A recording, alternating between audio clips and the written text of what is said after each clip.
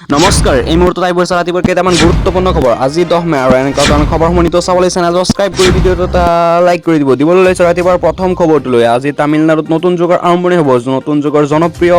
অভিনেতা বিজয় থালাপতিয়ে অভিনয় জগত ত্যাগ কৰি তেখেতে ৰাজনীতিত যোগদান কৰিছে ৰাজনীতিত যোগদান কৰিয়ে তেখেতে টিভি আঞ্চলিক তামিলনাডু আঞ্চলিক দলটোক 108খন আসন লাভ কৰি তেখেতে চৰকাৰ গঠন কৰিবলৈ সক্ষম হোৱা নাছিল তাৰপিছত কংগ্ৰেছৰ পৰা 5খন আসনক লৈ তেখেতে 113খন আসন হৈছিল মুঠৰ পৰা তথাপিও চৰকাৰ গঠন কৰিবলৈ সক্ষম নাছিল কিয়নো তামিলনাডু ৰাজ্যপালে নিৰ্দেশনা দিছিল যে যি দলে 118খন আসন দিব পাৰিব তেখেতক চৰকাৰ গঠন কৰিব দিব তেখেতসকলক গঠন কৰিব দিব বুলি মন্তব্য কৰিছিল তাৰপিছত চিপিআইএম আৰু বিচিকেৰ পৰা সহায় লৈ তেখেতে 118খন আসন লাভ কৰি তেখেতে চৰকাৰ গঠন কৰিবলৈ সক্ষম হৈছে তামিলনাডুত আজি তামিলনাডুৰ চেন্নাইৰ নেহৰু ষ্টেডিয়ামত আজি শপত গ্ৰহণ 10 বজাৰ লগে অনুষ্ঠিত কৰা হ'ব শপত গ্ৰহণত উপস্থিত থাকিব ভাৰতীয় জাতীয় কংগ্ৰেছৰ বিৰোধী দলৰ সভাপতি ৰাহুল গান্ধী আৰু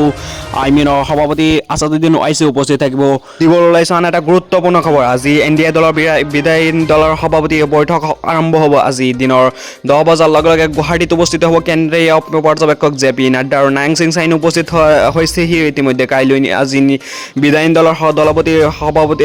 বৈঠক অনুষ্ঠিত কৰা হ'ব গুৱাহাটীত উপস্থিত হৈছে কেন্দ্ৰীয় পৰ্যবেক্ষক জেপি নাড্ডা আৰু নাৰায়ণ সিং চাইনি আজি যিহেতু বিদায়ী দলৰ বৈঠক অনুষ্ঠিত কৰা হ'ব ৰাজ্যপালক সাক্ষাৎ কৰিব এনডিএৰ প্ৰতিনিধিসকলে নতুন চৰকাৰ গঠনৰ বাবে তেখেতসকলে এনডিএক আগবঢ়াব কেইটামান প্ৰস্তাৱ আজি তেখেতসকলে এনডিএৰ আজি যিহেতু বিদায়ী দলৰ বৈঠক অনুষ্ঠিত কৰিব তাতে তেখেতসকলৰ প্ৰস্তাৱবোৰ আগবঢ়াব এনডিএৰ প্ৰস্তাৱবোৰ নতুন চৰকাৰ গঠনৰ বাবে বিটিআৰ গ্ৰাম মহিলাৰো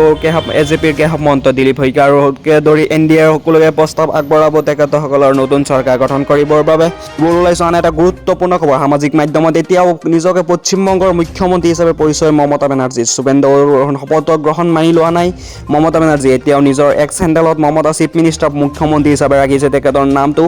মুখ্যমন্ত্ৰীটো সলোৱা নাই কিয়নো তেখেতে নিৰ্বাচনৰ পিছত ফলাফলৰ পিছত তেখেতে কৈছে মই এই নিৰ্বাচনৰ ফলাফল মানি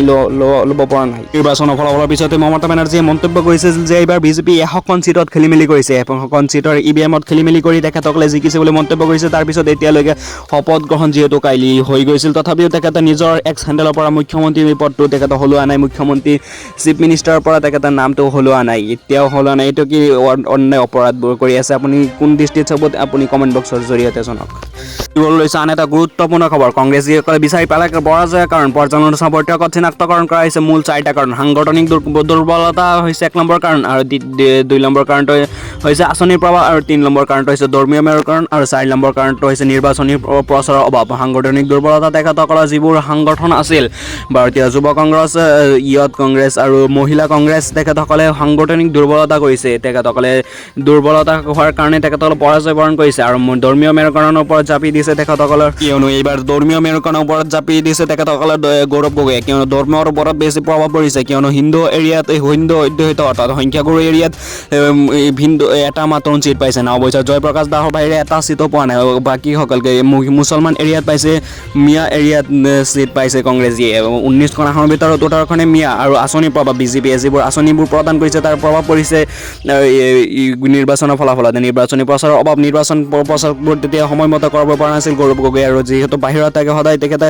কৰিব পৰা নাছিল নিৰ্বাচনী প্ৰচাৰ তেখেতৰ অভাৱ পৰিছে ওলাইছে আন এটা গুৰুত্বপূৰ্ণ খবৰ নতুন চৰকাৰ শপত গ্ৰহণ অনুষ্ঠানৰ বাবে এই বিশেষ নিৰ্দেশনা জাৰি কৰিছে কন্যাদাৰা বিমান বন্দৰী সংযোগী পথত গধুৰ বাহনত চলাচল বন্ধ থাকিব বুলি মন্তব্য কৰিছে প্ৰশাসনে আৰু পুৱা 9 বজাৰ পৰা দুপৰীয়া 2 বজালৈ পথছোৱা বন্ধ ৰখা হ'ব বুলি মন্তব্য কৰিছে আৰু কন্যাদাৰৰ পৰা AAC পইণ্টলৈ কেৱল এটা লেনতহে বাহন চলিব 2টা লাইনত 2 লাইন 4 লাইনত গাড়ী নচলে আৰু মাথনি এটা লাইনতহে গাড়ী চলিব বুলি মন্তব্য কৰিছে নিৰ্দেশনা দিছে প্ৰশাসনে আৰু এই পথত ট্ৰাক বা ডাম্পাৰৰ দৰে বাহন চলোৱা নিষেধ গধুৰ গাড়ীবোৰ চলোৱা নিষেধ যাতায়াতৰ বাবে বিকল্প হিচাপে GS ৰোড ব্যৱহাৰ কৰিবলৈ অনুৰোধ জনোৱা হৈছে সকলোকে ড্ৰাইভাৰসকলকে জনোৱা হৈছে যে GS অৰ্থাৎ ভিতৰীয়া ৰাস্তা যিবোৰ আছে তাতে ব্যৱহাৰ কৰিবলৈ কৈছে জৰুৰীকালীন সেৱাৰ বাবে এটা লেন মুকলি কৰা হৈছে এটা নম্বৰ মুকলি কৰিছে তেখেতসকলে জৰুৰীকালীন সেৱাৰ বাবে ৰাষ্ট্ৰীয় ঘাইপথত ছাৰ্ভিচ লেন আৰু বাতাহগুলি আৰু বাপাঞ্জাবাৰী পথত পাৰ্কিং কৰিব নোৱাৰিব বুলি কৈছে 6 মাইল আৰু খানাপাৰা পথত কাষতো পাৰ্কিং নিষিদ্ধ কৰা হৈছে অনুষ্ঠানত অহা বাহনৰ বাবে সৰু সজাই 20 বৈশিষ্ট্য আৰু শহীদ পথত পাৰ্কিং ব্যৱস্থা ৰখা হৈছে প্ৰশাসনে সংবাদমেলৰ জৰিয়তে এই নিৰ্দেশনাবোৰ প্ৰদান কৰিছে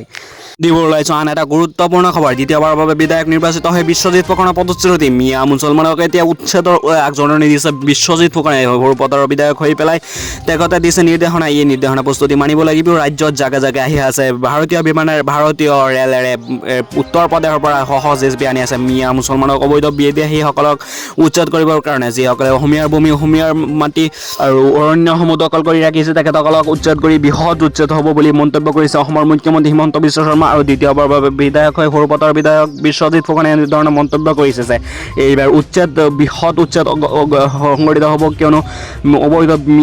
মিয়া অৰ্থাৎ বিদেশীসকলে তেখেতসকলৰ ভূমি অসমীয়াৰ ভূমি আৰু অৰণ্যৰ ভূমি ফৰেষ্টৰ ভূমিবোৰ তেখেতসকলে বেদখল কৰি ৰাখিছে। তেখেতসকলক বেদখলৰ পৰা মুক্ত কৰিব হিমন্ত বিশ্ব শৰ্মাৰ চৰকাৰে। বিজেপি চৰকাৰ গঠন হোৱাৰ পিছতে সৰব হৈ পৰিছে অসমৰ মুখ্যমন্ত্ৰী হিমন্ত বিশ্ব শৰ্মা আৰু বিশ্বজিৎ ফুকন। সৰুপথাৰৰ বিধায়ক বিশ্বজিৎ ফুকনে দ্বিতীয়বাৰৰ বিধায়ক হৈ পেলাই এই মন্তব্য কৰিছে, এই প্ৰতিশ্ৰুতি দিছে যে এইবাৰ